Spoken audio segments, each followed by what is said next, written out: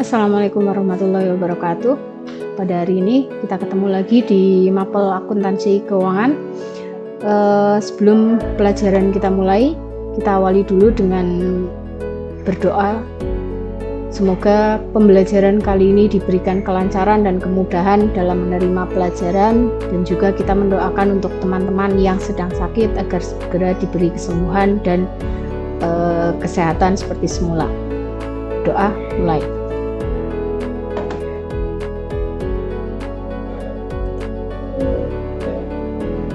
Doa selesai. Pada pembelajaran kali ini kita akan membahas tentang penyusutan aktiva tetap. Diharapkan dalam pembelajaran setelah mempelajari materi penyusutan aktiva tetap, diharapkan siswa dapat menjelaskan pengertian penyusutan aset tetap, menjelaskan sebab-sebab dan alasan penyusutan aset tetap, mengidentifikasi faktor-faktor penyusutan aset tetap, dan menghitung nilai penyusutan aset tetap. Pada pembelajaran sebelumnya kita sudah membahas tentang harga perolehan aktiva tetap. Apa itu harga perolehan aktiva tetap? Ya, harga perolehan aktiva tetap adalah sejumlah uang yang kita keluarkan untuk dapat memperoleh aktiva tetap, sampai dengan aktiva tetap tersebut bisa digunakan. Semisal kita membeli aktiva tetap berupa kendaraan, jumlah uang yang kita keluarkan untuk mendapatkan kendaraan tersebut ditambah dengan jumlah uang yang digunakan atau dikeluarkan untuk mengurus surat-surat sampai dengan kendaraan tersebut bisa digunakan, itu termasuk dalam harga perolehan. Jadi untuk sekarang kita membahas tentang penyusutan aktiva tetap. Aktiva tetap memiliki masa manfaat lebih dari 1 tahun atau 1 periode akuntansi. Aktiva tetap akan terus mengalami penurunan dari nilainya, kecuali aktiva tetap berupa tanah. Penurunan nilai aktiva tetap dicatat dan dilaporkan. Pengakuan adanya penurunan nilai aktiva tetap berwujud disebut dengan penyusutan atau sering dikenal dengan istilah depresiasi. Kita lihat contohnya, di situ ada kendaraan baru. Setelah beberapa tahun dipakai, maka kendaraan tersebut menurun nilainya dan menjadi lebih terlihat lebih berbeda. Faktor-faktor yang mempengaruhi penyusutan aktiva tetap. Yang pertama ada harga perolehan, seperti yang sudah kita bahas sebelumnya. Harga perolehan. Harga perolehan menjadi dasar perhitungan dalam seberapa besar depresiasi yang harus dialokasikan per periode akuntansi. Seperti yang kemarin kita sudah bahas, harga perolehan aktiva tetap adalah sejumlah uang yang kita keluarkan untuk memperoleh aktiva tetap sampai dengan aktiva tetap tersebut bisa digunakan. Kemudian yang kedua ada nilai residu atau salvage value, atau sering dikenal dengan istilah nilai sisa, yaitu suatu taksiran nilai atau potensi arus kas masuk apabila aktiva tetap tersebut dijual pada saat penarikan atau penghentian aktiva tetap. Nilai residu tidak selalu ada, karena ada beberapa aktiva tetap yang mungkin dia tidak memiliki nilai residu. Berikutnya ada umur ekonomis aktiva tetap atau economical lifetime, yaitu suatu aktiva dikatakan masih memiliki umur fisik apabila secara fisik aktiva tetap tersebut masih dalam kondisi baik, meskipun mungkin sudah menurun fungsinya. Kita bahas kali ini metode penyusutan aktiva tetap, yaitu beberapa metode yang kita pakai dalam perhitungan aktiva tetap. Yang sering dipakai diantaranya adalah metode garis lurus, metode unit produksi, metode satuan jam jasa, metode jumlah angka tahun, dan yang terakhir yang sering digunakan juga adalah metode saldo menurun ganda.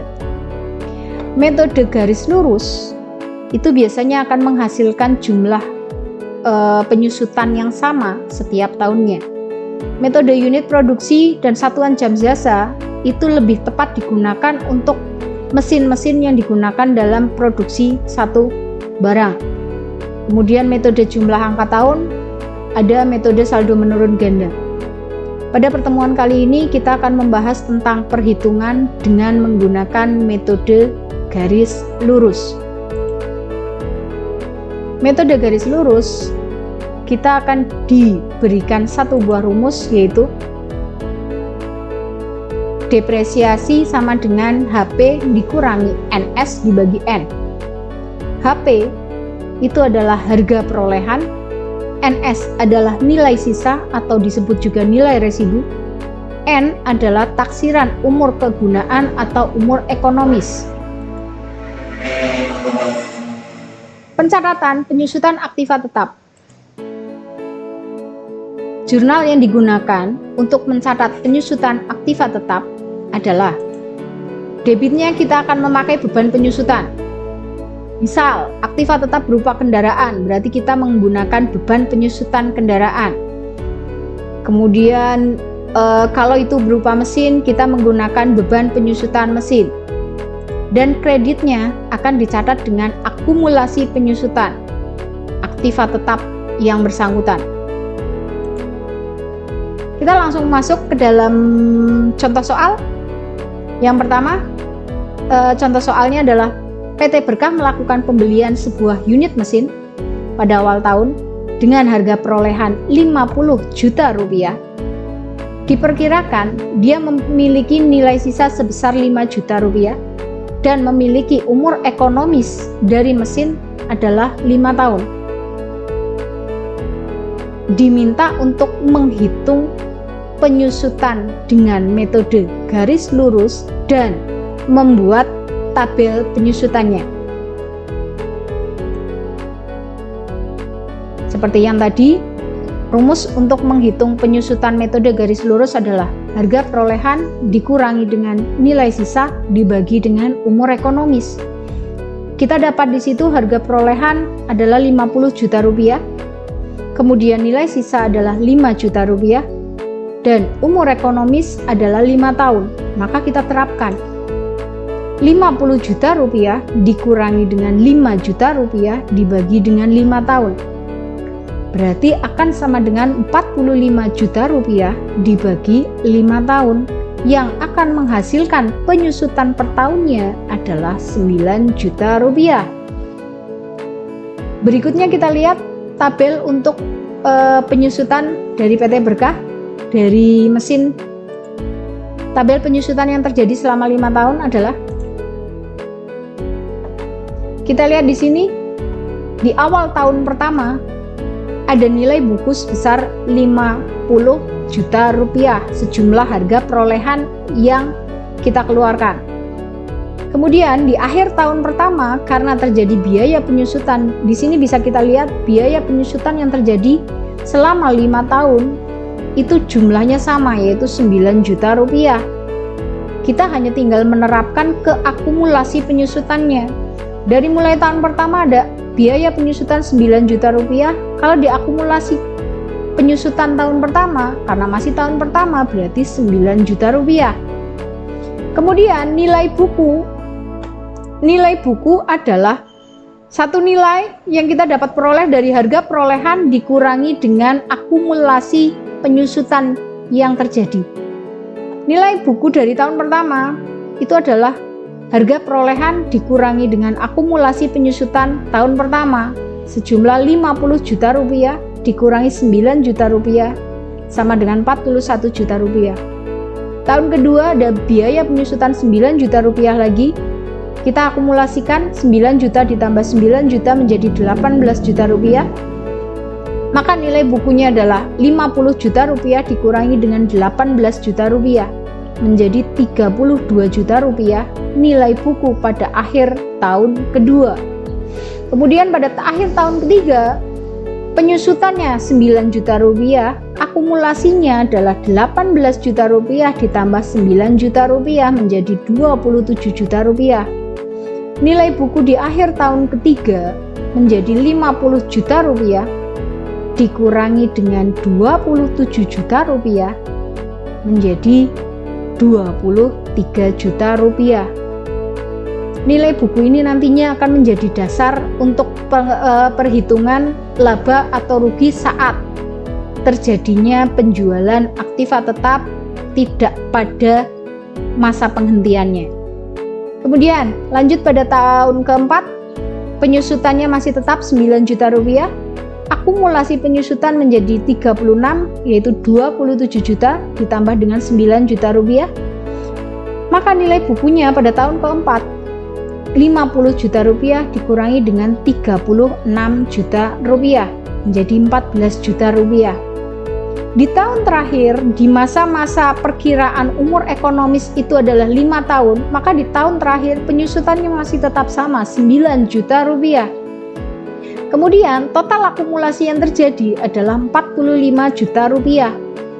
Dan nilai buku dari aktiva tetap tersebut di akhir masa penggunaannya atau akhir umur ekonomisnya itu akan sama dengan nilai sisa yang ditaksir oleh perusahaan, yaitu 5 juta rupiah. Tadi sudah ditaksir nilai sisanya adalah 5 juta. Kenapa? Nilai buku 50 juta dikurangi dengan akumulasi penyusutan 45 juta rupiah, maka akan menghasilkan nilai sisa 5 juta rupiah. Nilai sisa ini jika aktiva tetap tersebut atau mesin tersebut dijual, diharapkan ada aliran kas masuk sebesar 5 juta rupiah. Kalau kurang dari 5 juta berarti dia mengalami kerugian, kalau lebih dari berarti dia mengalami laba atau keuntungan. Sekian materi pembelajaran kali ini. Dari pembelajaran kali ini kita dapat menarik kesimpulan. Yang pertama, semua aset tetap berwujud akan mengalami penurunan nilai kecuali tanah. Karena apa? Tanah nilainya setiap tahun dia akan naik dan naik. Sementara untuk aset tetap yang lain dia akan mengalami penurunan nilai. Contoh, kalau ada gedung, setiap tahunnya dia akan mengalami penurunan nilai karena semakin lama dia akan semakin keropos dan akan semakin mudah hancur. Kendaraan pun sama dan yang lainnya. Berikutnya, ada beberapa metode yang bisa digunakan dalam menghitung penurunan nilai aset tetap atau penyusutan aset tetap, yaitu yang sering digunakan metode garis lurus, metode unit produksi, metode satuan jam jasa, metode jumlah angka tahun, dan metode saldo menurun ganda. Tugas buat di rumah ya, silakan untuk dicatat. Sekian pertemuan kali ini. Kita akhiri. Assalamualaikum warahmatullahi wabarakatuh.